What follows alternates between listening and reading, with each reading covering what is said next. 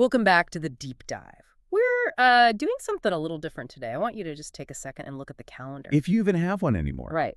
It is February 2nd, 2026. And if you're anything like, well, most of us, that shiny, ambitious New Year's resolution you set, Yeah.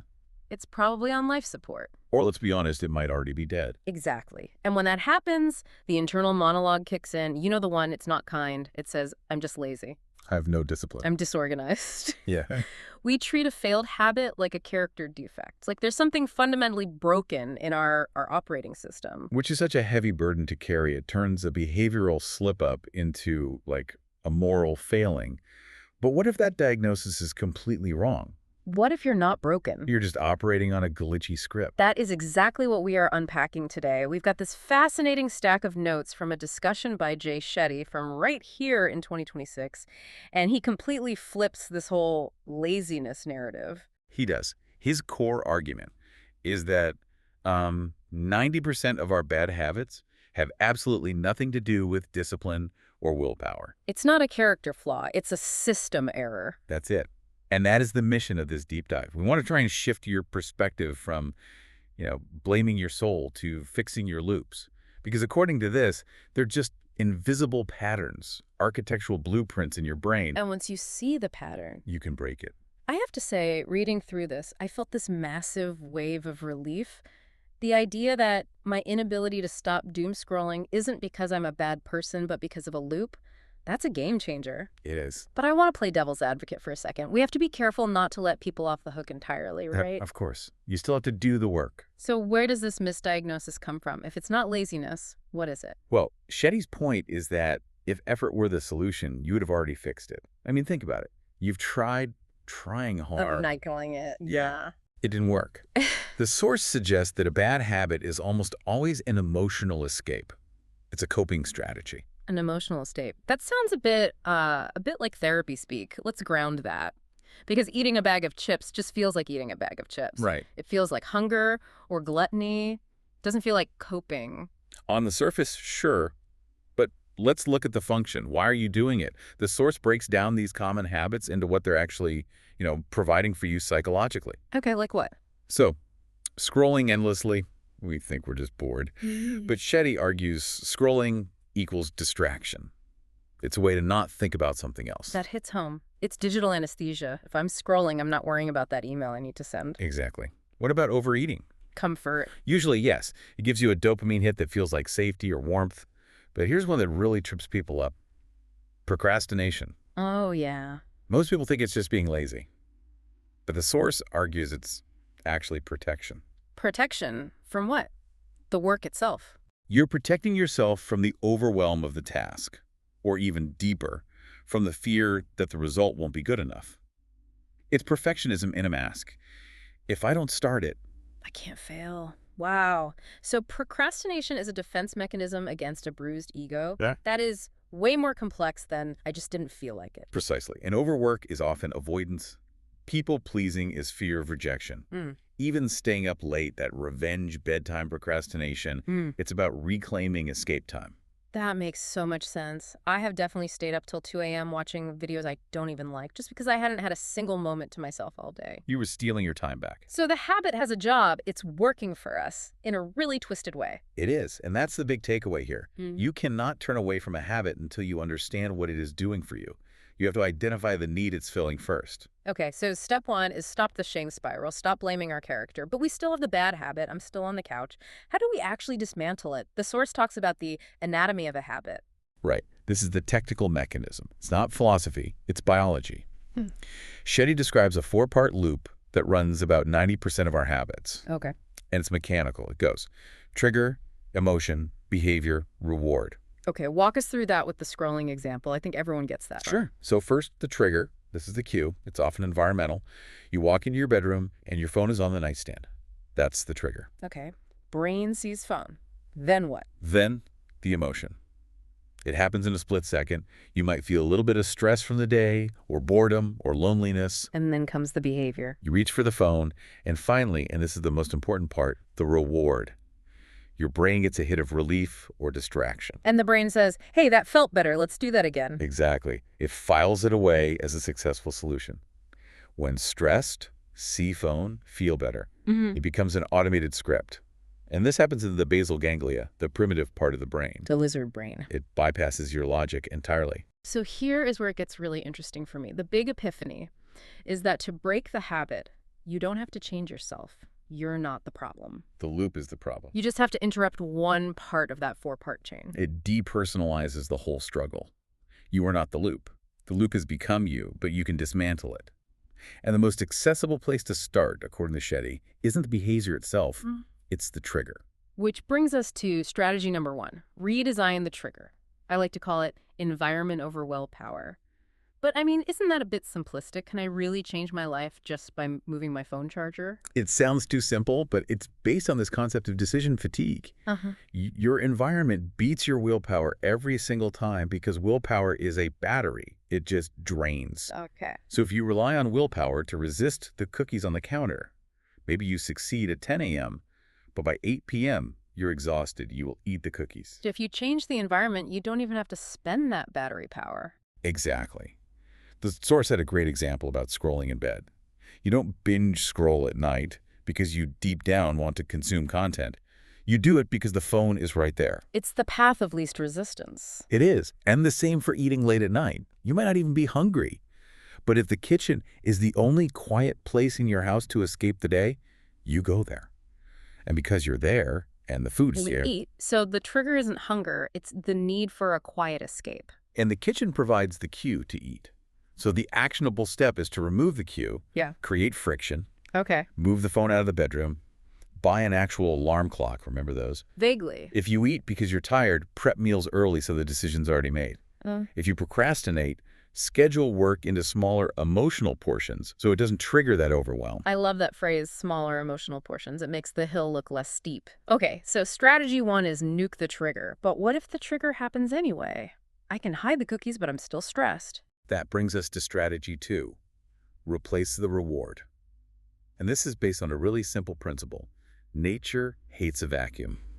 I've definitely tried the cold turkey method. I'm just not going to do X anymore, and I usually end up doing Y, which is just as bad. Or you just stare at the wall and vibrate with anxiety. Yeah, that too. That's exactly what this source warns against.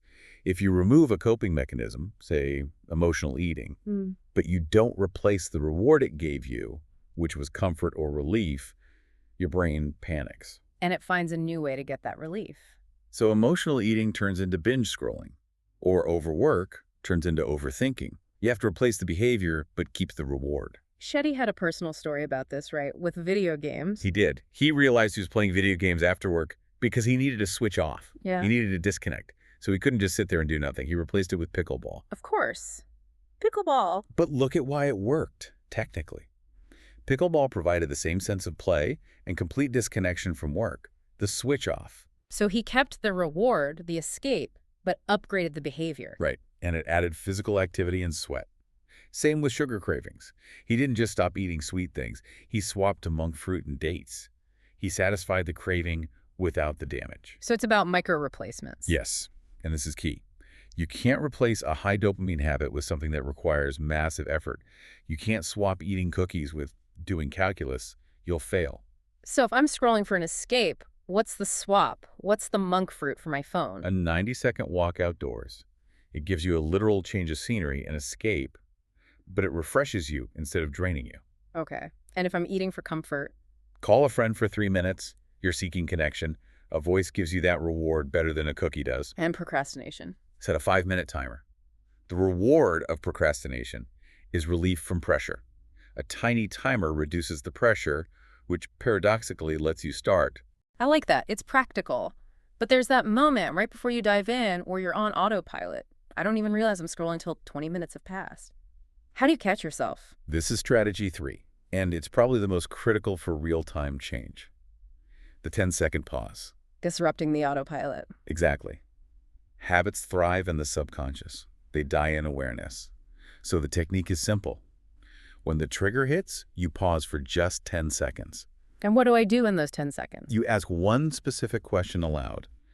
What am I actually needing right now? What am I actually needing right now? Saying it aloud is key.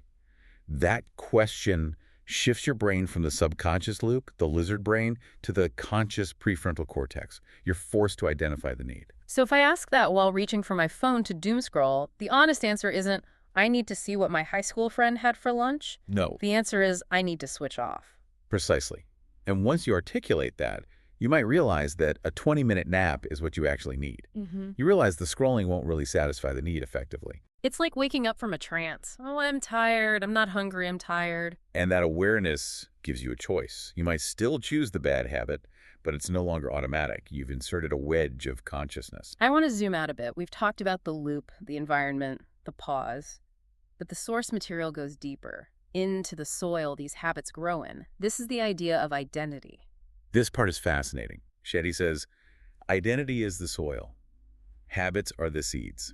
You cannot break a habit if you still see yourself as the kind of person who does it. It reminds me of I'm trying to quit versus I don't smoke. Yes, the language matters so much. If you say, I'm trying to quit sugar, you are reinforcing that you are a sugar eater who is currently depriving themselves. You're fighting your own self-image. So what should we say instead? It feels a bit fake to say I'm a health nut when I just ate a donut. You don't have to lie, but you could frame it as becoming.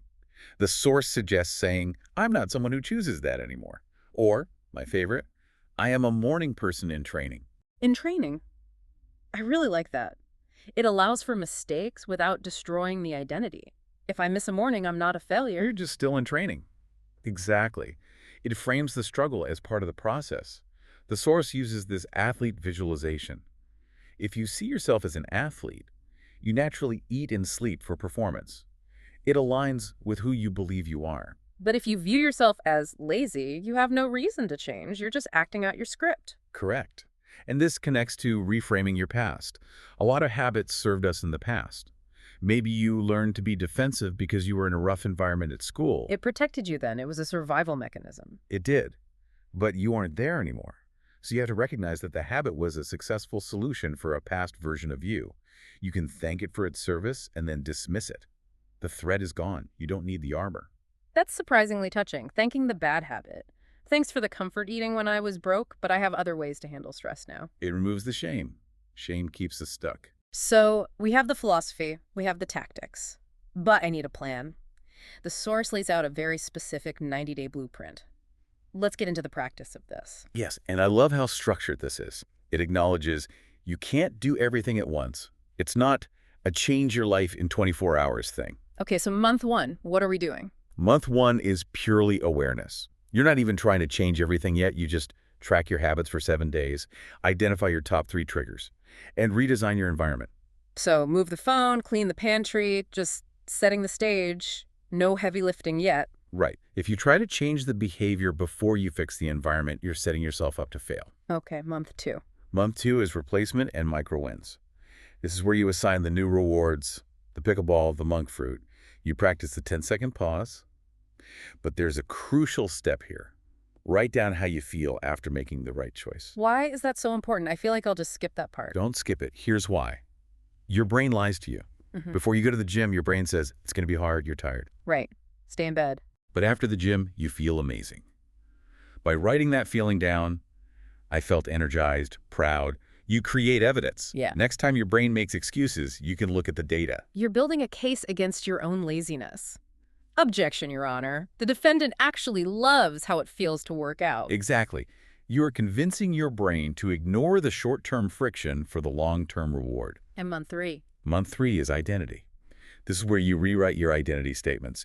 You tell a friend about your new commitment, make it social, and you turn one habit into a true ritual. You cement the new you. It's a progression. Environment, then behavior, then identity. It feels sustainable that way. It's sustainable because it respects the complexity of the mind. It doesn't expect you to be a robot. Before we wrap up, I want to touch on this beautiful metaphor from the source material about the word habit. Oh, I love this story. It really visualizes why this is so hard. The monk says if you take the word habit, H-A-D-I-T, and you manage to take away the H, what's left? A bit. A bit remains. You still have a bit of the problem. So you work harder. You take away the A, what's left? A bit. Still a bit left. You persist. You take away the B. It remains. It remains. The core of it is still there.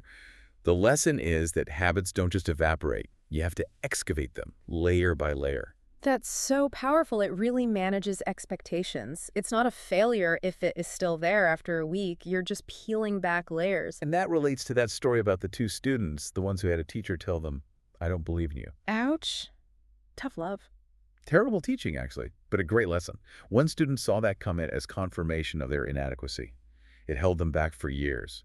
The other saw it as fuel. I'll show you. They used it to drive their success. Same input, total different processing. Exactly. We Yeah. can rewire how we process that input, just like we can rewire the habit loop. We're the architects. This has been such a refreshing take on all this. It's not about grit, it's about design, about engineering your life so the good habits are the easy path. If there's one thing I hope you walk away with, it's that question. What am I actually needing right now? Start there. And here is a final thought for you to chew on. If your bad habits are actually successful solutions to an emotional need, if your scrolling is successfully solving your need for distraction, what is that deep underlying need trying to tell you about the life you're currently living? Maybe the problem isn't the habit. Maybe the problem is that you've built a life you feel the constant need to escape from. That is the real deep dive. Keep chipping away at those layers. We'll see you next time.